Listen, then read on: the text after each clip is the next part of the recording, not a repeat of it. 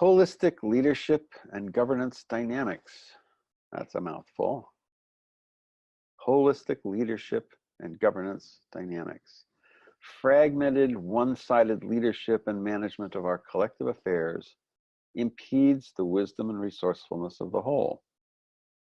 So promote organizing modes that generate free abundance from the fractal, holonic, networked, and self-organizing capacities of whole systems and their powers of synergy, participation, distributed functionality, life energy, resilience, and more. This pattern, as it's expressed here, is sort of a catalog of things that would go under holistic leadership and dynamics. And there's a fundamental thing going on here that I want to point out that underlies a lot of the things in this list. And that's that the main intention and function of wise leadership and governance is to liberate and develop the capacities of individual and collective life to serve individual and collective life. It's like accessing and engaging the wisdom and resourcefulness of the whole on behalf of the whole, you know, in the context of the well-being and evolution of the larger living systems we're part of. So there's a funny way in which, if you take wholeness seriously, there are free resources there. You don't have to push or micromanage. And the most familiar example of that is synergy. It's like you put things together in ways that yield more product, more aliveness, more strength, more whatever, than when you put them in another way, exactly the same things. A very interesting, simple example of it, if you have 3 rods of metal and you weld them into a triangle, you have more strength there than any other arrangement of those 3 rods you could have. They build bridges based on that principle.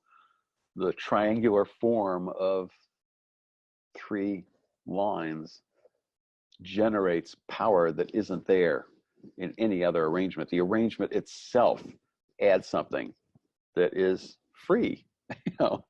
And life, there's ways that life is like that. Another example of synergy that's classic is is water. You know, hydrogen and oxygen are gases at the room temperature, and they have certain characteristics. You put them together in a particular configuration, you get water. It's like, what the hell is that? It's like, water is so different from hydrogen and oxygen, and it's just that arrangement of those same things.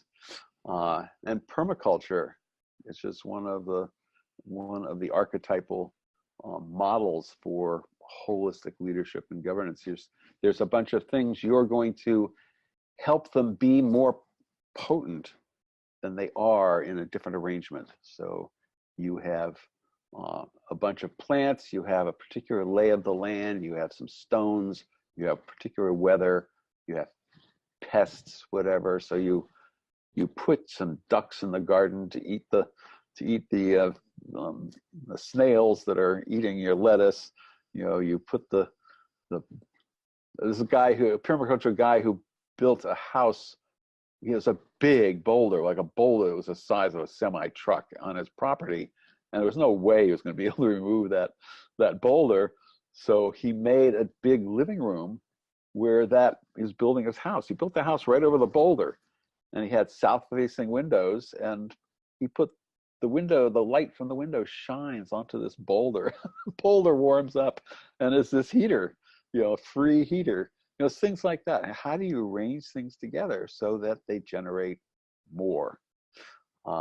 And you have one of the basic underlying principles of wise democracy and co-intelligence and other models of reality like that and guidances is seeing people in conflict. People who are different, who have different needs, who have different assumptions, whatever. They're involved in a situation or in an issue domain where things need to happen, and what we see when we look at them is they're fighting. Their life energy is invested in undermining each other. And all that caring, all that money, watch that in politics, the way it's set up. People care about things, but they care about them differently. So they're using their energy to stop the other one. And the idea of what would happen if you could actually find ways to line up even parts of that energy so that it was going in the same direction, you would have incredible resources. There's lots of the patterns that have to do with that. So to be aware, again, we can tap into the prime directive, the evoking and engaging the wisdom and resourcefulness of the whole. You are trying to organize a community, you're trying to solve a conflict, you're trying to make an organization that works well, whatever, or solve a problem. Each one of these are a whole. There are many players and factors going on in the situation. There's many parts of the organization. There are different parties involved. Parties, such a great word, party instead of holy. Different parties involved in a conflict or in a political domain, and as a holistic leader or governor, your job isn't to say what's supposed to be done and get them to do it. Your job is to make this into more of a synergistic whole, to have the parties become holy, to be conscious parts of a whole that are moving together. And then what do you do to do that? Well, for example, many conversational technologies, the deliberation, nonviolent communication, World Cafe, these are all ways to bring diverse people together to deepen, to go to a deeper place, see where the common ground is. This is the groundedness, shared orientation, all these patterns fit in here. Where are the places where their life energy becomes aligned so that they can move ahead. And that capacity is there in all systems, all situations, all people, groups, communities, societies, crises, So holistic leadership and governance is tapping into the fact that the whole and wholeness is always present, and there are ways to access it for resources to deal with the situation. And there's another piece of this puzzle because of our societies. We tend to think of leadership as individual or at best team, and I want to suggest that we deconstruct leadership into a function. And that function is to provide guidance or direction in moving in a particular direction. And from that perspective, a road provides leadership. People don't drive up on the sidewalk, at least they're not supposed to. The road provides leadership. The stories, people going into careers, that's a career, that word, that meme is a guideline on how you're supposed to live your life. Societies, people in indigenous societies don't have careers. That logic doesn't fit. They have a different framework. But to know that the narratives that we tell ourselves, the infrastructure that we have, these are the advertisements we see. These are all forms of leadership. And to recognize when things are leading us astray, and when things are providing us good leadership to move, whether is it life-serving or not. There's good leadership, bad leadership. There's individual leaders, some of whom micromanage and direct things, which is sometimes necessary, but largely is a waste of time because things are going to change so fast. Whatever you're micromanaging and planning are not going to be relevant. People are responding in different ways, usually not necessarily all on the same page to what you're trying to micromanage. So to what extent can you lead the system to lead itself? To what extent can you work yourself out of a job if you're an individual leader by transforming the narratives, the infrastructure, the capacities, building the capacity of the system to lead itself? That's all your inquiry as an individual leader. You can be inspiring, that's fine too. There's all these different modes of leadership, but there's a particular role of setting things up so that the system can lead itself. That's your job. It's like the ideal parent is there to enable this kid to become an adult that can lead themselves. And whatever direction you provide, ideally is giving them that capacity. That's the archetypal role of a parent. And governance we tend to assign to individuals or to institutions, excuse me. But there's self-governance, you govern yourself, control yourself. There's a sense of control attached to governance. But self-governance, collective self-governance, people deciding how they are going to make things work out among themselves and as a collective, seeking their, fulfilling their aspirations as a community or as a group. To what extent are you able to do that? That's why leadership and governance are here together. They're both forms of guidance, and to have the whole capable of rising up into its own leadership and governance. That's what individual leaders and governors and governing institutions are supposed to do. We went from kings to democracies in order to get away. It's a government, like I say, it's a government of laws, not people. We are creating institutions to replace individuals. Here, we're trying to replace living systems and the interactions of living systems as the source of how the living systems function. And there's an interesting model, Jim Ruff, who created dynamic facilitation, which is one of our featured methodologies in this pattern language, and the Wisdom Council, which is a particular democratic application of that, political application of that.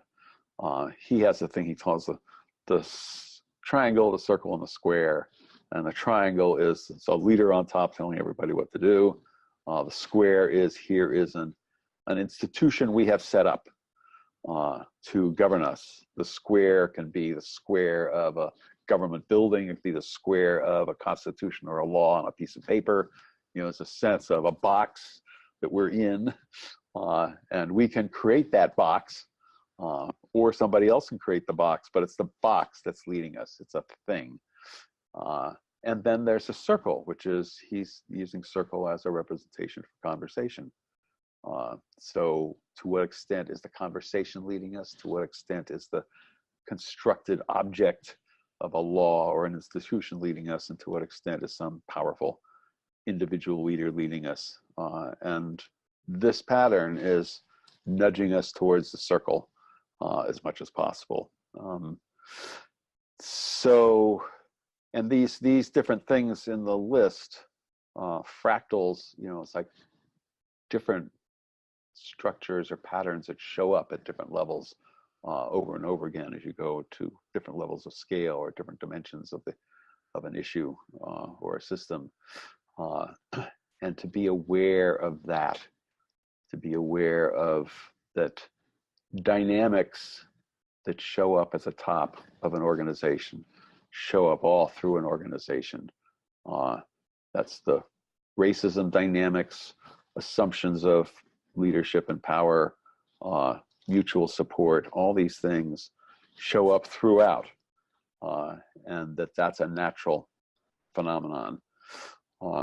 So that's, and the networks that this system or organization or community is made up of nodes that are connected to each other and interacting and doing stuff together and to each other. The web metaphor is what's going on, and to look in the networks for where can you intervene that'll ripple out through the networks rather than trying to drop a big safe on the whole thing, or blow it up, or push it in a particular direction. You can, it's like acupuncture points, like nervous system, the nervous system of a situation or an ecosystem, whatever. You're intervening at particular points that will ripple out, have ripple effects. Yeah, and distributed functionality, many people doing many things. One of the principles of permaculture is having any entity, any function is covered by more than one entity, and every entity can do multiple functions. That's a formula for resilience, having that distributed functionality. And if one piece of the system goes down, other pieces pick it up. They found out that your brain, you can go into your brain and take whole sections out. There's a kid that lost half his brain, and all of his functions, one side of his brain was able to re-pick up all those functions. There's lots of examples of that in nature.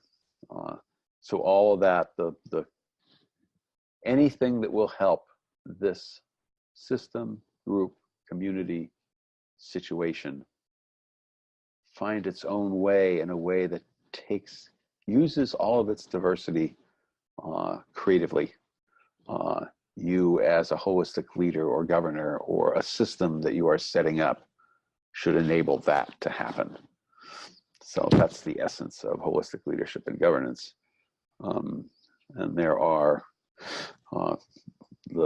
there's a whole section on my co-intelligence site on leadership that offers some of these breakdowns, different forms of leadership, on the idea of systemic leadership. And the Presencing Institute and Theory U is another, how do we collectively deepen into the whole situation, into deeper and deeper levels of what's going on, and then collectively lift ourselves out of that and try out new things, come out of the insights that we got. The National Coalition for Dialogue and Deliberation has a public engagement primer, which is guidance, has 7 principles for if you want to legitimately and powerfully engage a community in talking together and coming up with things that make sense for them as a community. These are guidances for that. There's a choice work, the idea of choice work, of people together wrestling with the complexity of an issue, making choices. There's techniques to help people work on that together, and knowing that most public engagement is broken in a variety of ways, and understanding the ways that it can be broken, particularly the ways in which habitual triangle and square forms of management, leadership, governance break into what the conversation generates. So those are all some of the samples. We'll have other examples also to use. So that's holistic leadership and governance. And this model, we're trying to show in the picture different forms of conversation and individual leadership, and the taking leadership from natural systems. The dynamics of evolution and nature are great sources of leadership and governance dynamics. And the middle is showing the larger population, people in a group, whatever, people in a situation, who are the people and how are they woven together. And that's being sensed into by all these people who are doing this organizing you see around the edges. So I like that image a lot. Check.